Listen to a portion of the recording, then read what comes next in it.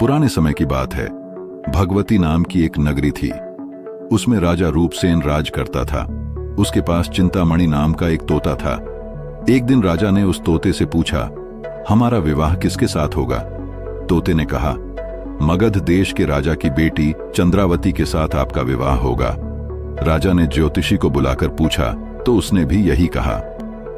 उधर मगध देश की राजकन्या चंद्रावती के पास एक मैना थी। उसका नाम मदन मंजरी था।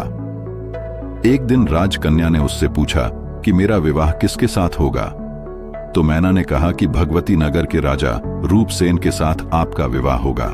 कुछ समय के पश्चात राजा रूपसेन का विवाह मगध देश की राजकन्या चंद्रावती के साथ हो गया। रानी के साथ उसकी मैना भी आई थी। राजा रानी ने मिलकर तोता और मैना का विवाह कर दिया एवं उन्हें अपने महल में एक पिंजरे में रख दिया। एक दिन तोता मैना में बहस हो गई। मैना ने कहा, आदमी बड़ा पापी, दगाबाज और अधर्मी होता है। इसी पर तोते ने कहा, स्त्री झूठी, लालची और हत्यारी होती है। दोनों का झगड़ा बढ़ गया। राजा ये सब देखकर बोला, क्या बात है, तुम आपस में लड़ते क्यों हो? मैना ने कहा, महाराज, मर्द बड़े बुरे होते हैं। इसके बाद मैना ने एक कहानी सुनाई। एक नगर में महाधन नाम का एक सेठ रहता था। विवाह के बहुत दिनों के बाद उसके घर पर एक लड़का पैदा हुआ। सेठ ने उसका बड़ी अच्छी तरह से पालन पोषण किया, पर लड़का बड़ा होकर जुआ खेलने लगा। मृत्यु हो गई। लड़का अपना सारा धन जुए में हार गया। जब पास में कुछ नहीं बचा तो वह नगर छोड़कर चंद्रपुरी नामक नगरी में जा पहुंचा। वहां पर हेमगुप्त नाम का साहूकार रहता था। उसके पास जाकर लड़के ने अपने पिता का परिचय दिया और कहा कि मैं जहाज लेकर सौदागरी करने गया था, माल बेचा और धन कमाया, लेकिन लौटते समय समुद्र में ऐसा तूफान आया कि जहाज डूब गया और मैं जैसे तैसे बचकर यहां पर आ गया। हेमगुप्त की एक लड़की थी जिसका नाम रत्नावती था। उसे बड़ी खुशी हुई कि घर बैठे एक अच्छा लड़का मिल गया। उसने उस लड़के को अपने घर में रख लिया और कुछ दिन बाद अपनी लड़की से उसका विवाह कर दिया। दोनों वहीं रहने लगे। अंत में एक दिन वहां से विदा हुए। सेठ ने बहुत सारा धन दिया और एक दासी को उसके साथ भेज दिया। रास्ते में जंगल था। जाते समय लड़के ने उसकी पत्नी रत्नावती से कहा, यहां बहुत घना जंगल है और बहुत डरावना है। तुम अपने गहने उतारकर मेरी कमर पर बांध दो। लड़की ने उसकी बात मानकर ऐसा ही किया।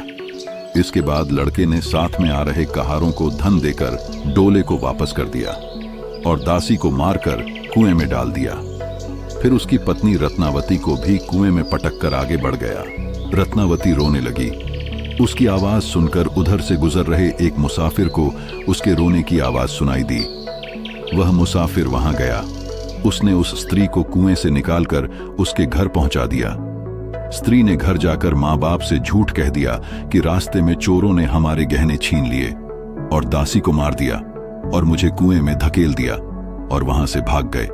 उसके पिता ने विश्वास दिलाया और कहा कि तू चिंता मत कर, तेरा स्वामी जीवित होगा और किसी दिन भी आ जाएगा। उधर वह लड़का जेवर लेकर शहर पहुंचा। उसे तो जुए की लत लगी थी। वह सारे गहने जुए में हार गया। उसकी बुरी हालत हो गई तो वह बहाना बनाकर फिर अपने ससुराल पहुंच गया। वहां पहुंचते ही सबसे पहले उसकी पत्नी मिली। वह बड़ी खुश हुई।